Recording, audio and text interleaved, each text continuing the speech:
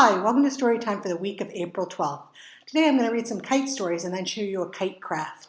If you'd like a kite craft kit, you can pick it up in the children's room while supplies last, anytime the library is open. If you have any questions, please give us a call at 973-538-6161. Our first story is Someone Bigger. Sam and Dad had made a kite. They made it large, they made it light. They went out on a windy day to see if they could fly it. "Can I hold it first?" asked Sam. "I'm old enough, I know I am." "No, you're too small," his father replied. "This kite needs someone bigger." Then Dad let go and launched the kite, unwound the string and held it tight, while Sam stood by and watched and wished that he was someone bigger. But the wind blew hard and the kite flew high and pulled Sam's dad into the sky. And Sam went running after. "Can I hold it now?" asked Sam. "I'm old enough, I know I am." "No, you're too small," his father cried. "This kite needs someone bigger." The kite flew up above the town, where people tried to pull it down. A postman with a sack of mail, a bank robber escaped from jail, a policeman riding on a horse, a bridegroom and his bride, of course. But all of them were pulled up too, and Sam went running after.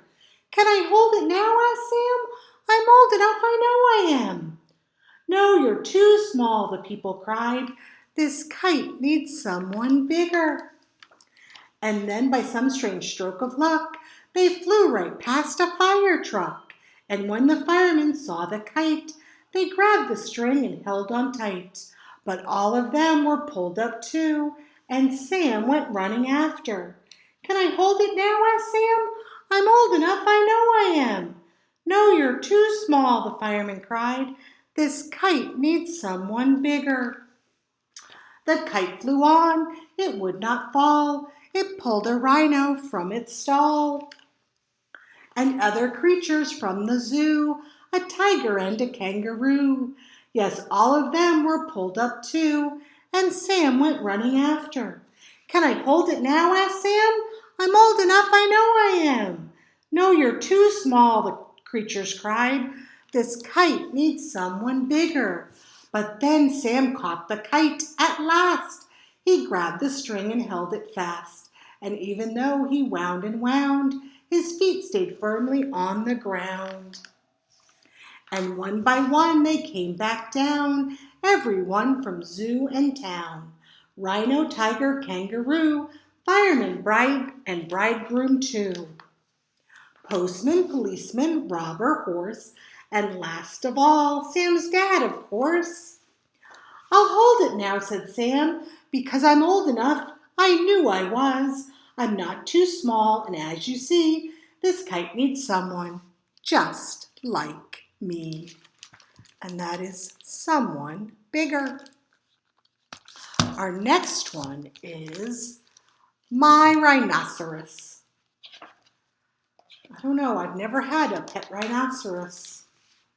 When I bought my rhinoceros, I didn't really know what I was getting into.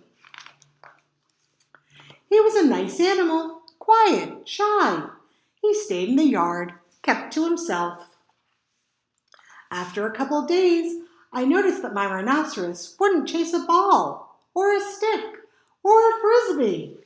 He didn't roll over. He didn't do anything. I called a rhinoceros expert. "Does he yank on his leash?" she asked. "No," I said. "Does he attack other rhinoceroses?" "No," I said. "Does he poop on the rug?" "No," I said. "So what's the problem?" "He doesn't do anything," I said. "Actually," she said, "rhinoceroses only do two things: pop balloons and poke holes in kites."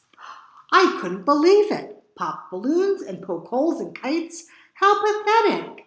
And then I thought, what if we went to the park and there was a man selling balloons? Luckily, nothing happened. But what if someone was flying a kite? Lots of kids were flying kites, but nothing happened. My rhinoceros didn't pop balloons. He didn't even poke holes in kites. I began to wonder about my rhinoceros. Maybe he was a clunker. Maybe I should have bought a hippopotamus instead. On the way home from the park, I saw a robbery. One of the robbers was getting away in a balloon. The other was escaping in a kite. The robber in the balloon was taunting the crowd. I looked at my rhinoceros and pointed to the balloon. "Pop," I said. To my surprise, my rhinoceros leapt into the air. He swooped at the balloon with his tusk. Pop went the balloon, and down fell the robber. I looked at my rhinoceros and pointed to the robber in the kite. "Poke a hole," I yelled. My rhinoceros swooped over and poked a big hole in the kite. Down fell the robber. Everyone was amazed by my rhinoceros. The police chief raced up to me. "Is that your rhinoceros?" "Yes," I said. "Well, you've got a really special one. He can pop balloons and poke holes in kites." "I know," I said. "And guess what else? He can fly, too." I don't think I'll buy a hippopotamus. And that is my rhinoceros. Who knew rhinoceroses can fly? This one's Kite Day.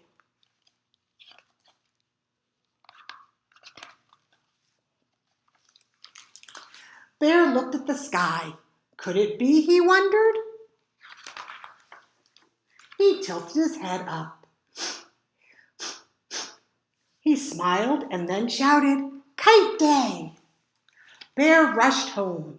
Huff, puff, huff. "Come on," Bear waved to Mole. "Kite Day is here." Bear collected. Mole studied. Bear snatched. Bear measured and cut. Mole drew. They both constructed. Finally, they raced outside into the meadow.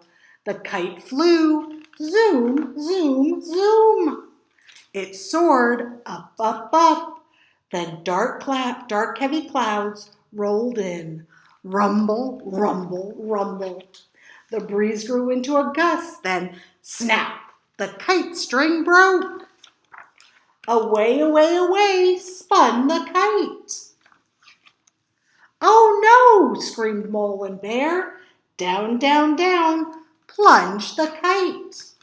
"Save the kite!" shouted Mole. The two ran. "Hurry, hurry, hurry!" urged Bear. Mole stopped. He tilted his head up. Splat, splat, splat. The rain pelted the broken kite. "Look!" cried Mole. "Oh!" sighed Mole. "Chirp, chirp, chirps!" squeaked the chicks. "Thank you," sang the mother bird. Look, the kite became a roof over the baby bird's head. And that is Kite Day. So what we're going to make is a kite on a string. So you're going to get a big blue piece of paper. You're going to get a kite. You're going to get 2 clouds and then 3 kite tails. And then you're also going to get a string. With the string, if you put the string where you want it and then glue the kite tails over the string, it'll keep your string where you want it to be. Enjoy making your kite. Have a good day.